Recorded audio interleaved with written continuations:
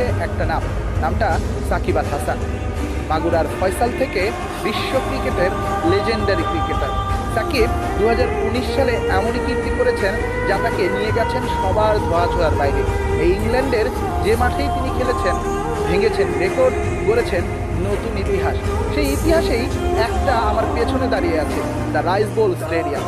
দক্ষিণ ইংল্যান্ডে অপরূপ সৌন্দর্যে দাঁড়িয়ে থাকা এই রোজ বোল স্টেডিয়াম এখন নাম পাল্টে হয়েছে ইউটিলিটা বোল স্টেডিয়াম। চারিদিকে উঁচু নিচু সবুজ মাঠ আর গলফ কোর্স, দেখে যেন মনে হবে সবুজের মাঝে বুক চিতিয়ে দাঁড়িয়ে আছে আস্ত একটা স্পোর্টস ভিলেজ।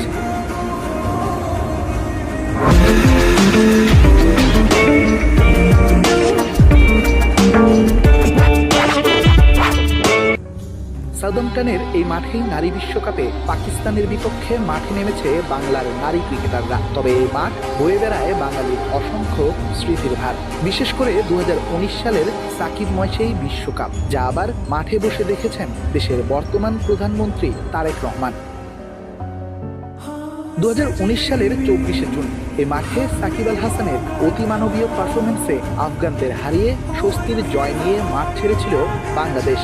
বিশ্বকাপের এক ম্যাচে 5 উইকেট আর 50 রানের রেকর্ড করেন মিস্টার 75। বিশ্ব ক্রিকেটে যা করেছেন মোটে 2 জন ক্রিকেটার। 19 বিশ্বকাপেই সাকিব নিজেকে নিয়েছেন অনন্য উচ্চতায়। সাউদাম্পটনের অপরূপ এই মাঠেই তো একটা বাউন্ডারি থামাতে না পারায় বিখ্যাত কমেন্টেটর ইয়ান স্মিথ সাকিবকে নিয়ে বলেছিলেন, Shakib is officially a human now. ওই বিশ্বকাপে সাকিবের করা 606 রান আর বল হাতে 11 উইকেটের কীর্তি এখনও বিশ্ব ক্রিকেটের অলরাউন্ডারদের মাঝে সর্বকালের সেরা। অবশ্য এই মাঠের বিশেষত্ব এখানে দাঁড়িয়ে থাকা 5 তারকা হোটেল হিলটন। পর্যটক থেকে ক্রিকেটাররা এই হোটেলে বসে উপভোগ করতে পারেন ক্রিকেট ম্যাচ। 19 সালে সাকিবের সেই বীরত্ব গাথা ম্যাচের সাক্ষী ছিলেন দেশের বর্তমান প্রধানমন্ত্রী তারেক রহমানও। এই হিলটনে বসেই সেদিন ম্যাচ উপভোগ করেছিলেন তিনি।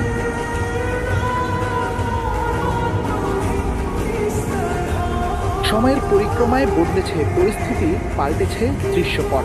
রাজনৈতিকভাবে অত্যাচার সহ্য করে তিনি আজ দেশের প্রধানমন্ত্রী। তবে সাকিবের অবশ্য জায়গা এখন সুদূর আমেরিকায়। ভক্তরা বলে ঠিক একই কারণে নাকি দেশ থেকে দূরে আছেন দেশের ক্রিকেট ইতিহাসের সর্বকালের সেরা ক্রিকেটার।